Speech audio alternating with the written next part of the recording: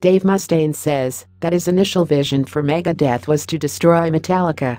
Asked by a fan earlier this year on Twitter what his measure of success was when starting Megadeth and what his vision for the band was, Dave responded, "My measure of success was if I ate that day or not, and my vision was destroy Metallica and stop living in a van. Good thing I got over my animosity for leaving the band. I'm glad we reconciled. Where's the big four shows?" Mustaine was a member of Metallica for less than 2 years, from 1981 to 1983, before being dismissed and replaced by Kirk Hammett. He went on to form Megadeth and achieve worldwide success on his own. Mustaine feuded with the members of Metallica for more than 2 decades before finally patching things up over the last few years.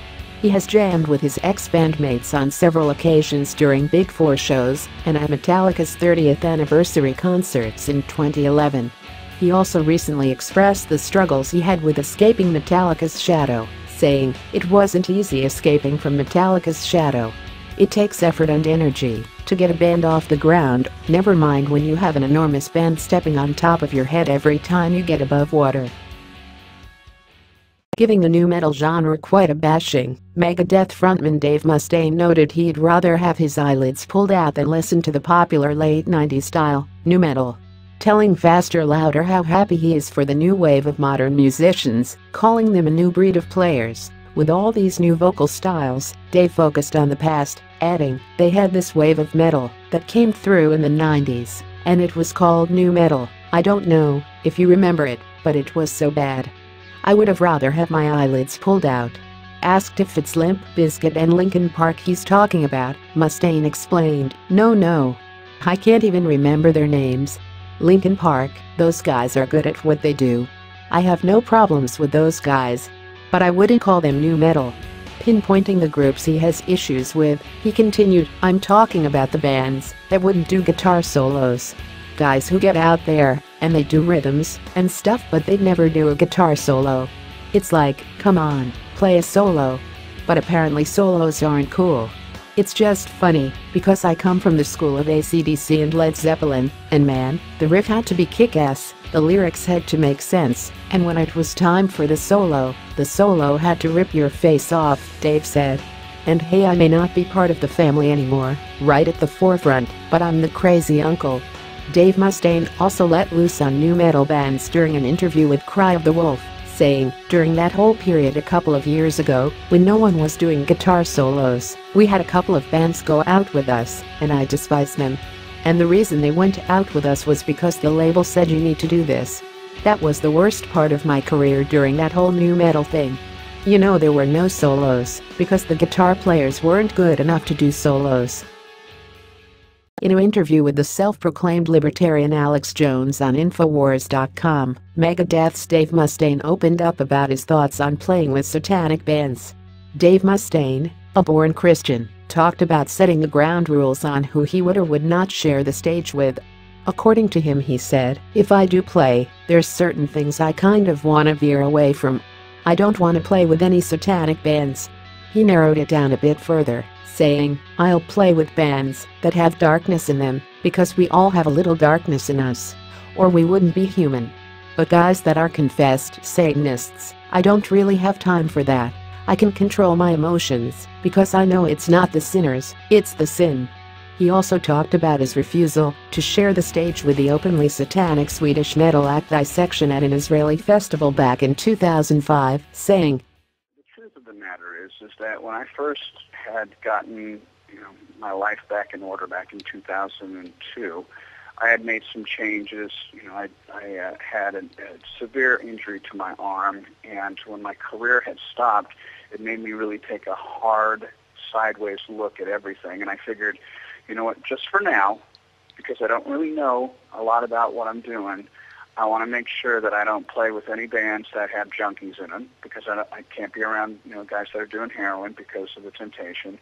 And because, I'm trying to have something in my life that is a power greater than myself, so that I'll get myself back in shape. And I don't want to be hanging around with guys that are going to, be dangerous for me spiritually. And because I had just decided that, I was going to start following a spiritual path, I figured, you know what, I don't want to go back, because I was into witchcraft and black magic and everything like that, so I know about that stuff, and I figured, you know what, I'm just going to try and avoid that stuff.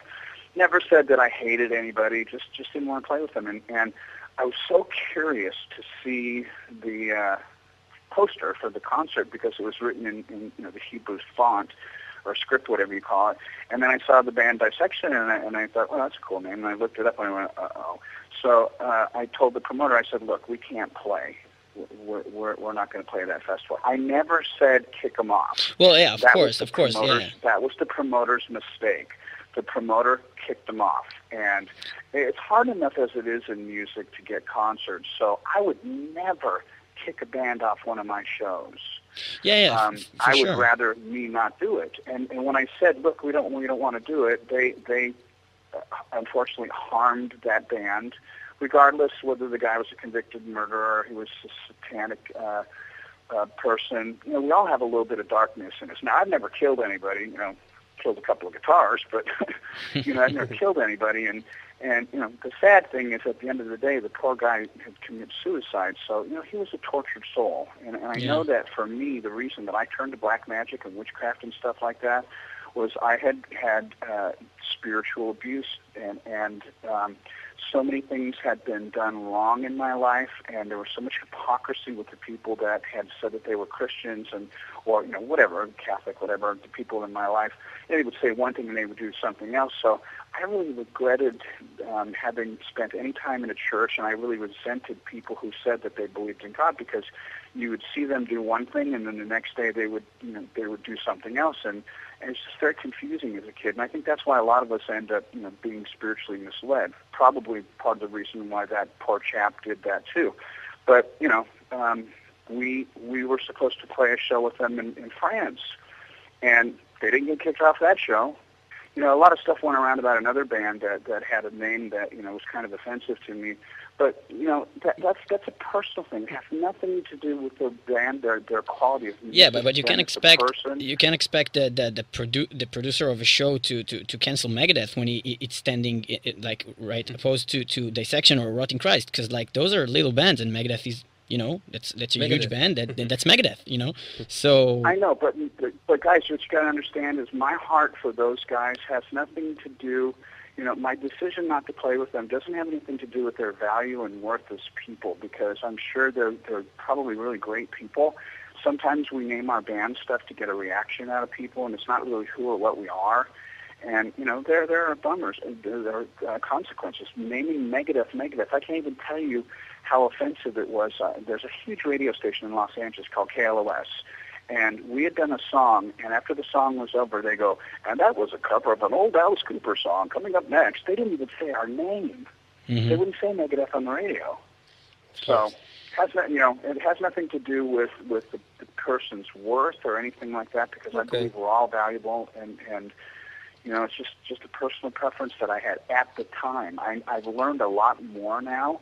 So, if the opportunity came up to play with bands that were contrary to what my personal, political, spiritual, or any kind of moral values that I have, that's something between me and my relationship with God, and I don't push that on anybody anymore. At the beginning, I didn't know, and I wanted to play it safe. And I think that anybody who would judge me and say, oh, well, you know what, Dave made a huge mistake. He just joined a new club, and he didn't know all the rules, so instead of breaking the rules, he said, fuck you to everybody. That's not me, man. I like to do things right. So I played it safe. I learned a lot about it, and I've opened my mind up to it. Dave Mustaine shared his thoughts on Meshuggah after getting to hear the band a bit more often during ongoing joint tour with Megadeth, telling Cat Rock, "They're really exciting. It's not even because the drumming is so complicated, really it's just 4/4 timing the majority of the time. But the way the songs are, and how unique they are, they take on a characteristic of their own. You could so easily get lost trying to follow. What do they call that? Algebra metal or something like that? All these timings and stuff like that. The stuff I listened to growing up, the new wave of British heavy metal. It was straightforward riffing like AC/DC.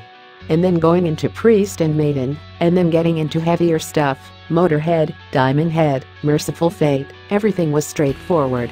So having a tour with Megadeth, Meshuggah, Tesseract, and Lil Lake, where we have these young exciting bands. It's always really entertaining because I get to see stuff I never would have been compelled to pick up in a record store. It opens my mind a lot. I remember the first time I took out this really great band called the Dillinger Escape Plan. I couldn't understand it, but I just knew they were really exciting. It's the stuff you don't understand you most often miss out on. I wanted to understand, so we took them out on Gigantor. It was a great experience. I thought they were terrific. And that was my introduction to that type of crazy, cerebral metal. He also talked about drummer Dirk Verburen, saying, as good as Adler was, Dirk's feet are more advanced. I didn't think that was possible, because Chris is such a great drummer. There's a reason why Chris recommended Dirk, and I love him for that. I think that he's a really solid friend for making that recommendation, cause a lot of guys wouldn't do that. He's a true friend, and I was stoked having him in the studio. Dirk is one of the most pleasant, easy to get along with guys I've ever met in my life. I'll walk up to him, and he'll smile, and lean forward, and pat me on the back. He goes, "How's it going, buddy?" I could say, "Oh man, anything." "Oh, okay buddy." He smiles and pats me, cause he's just a happy guy.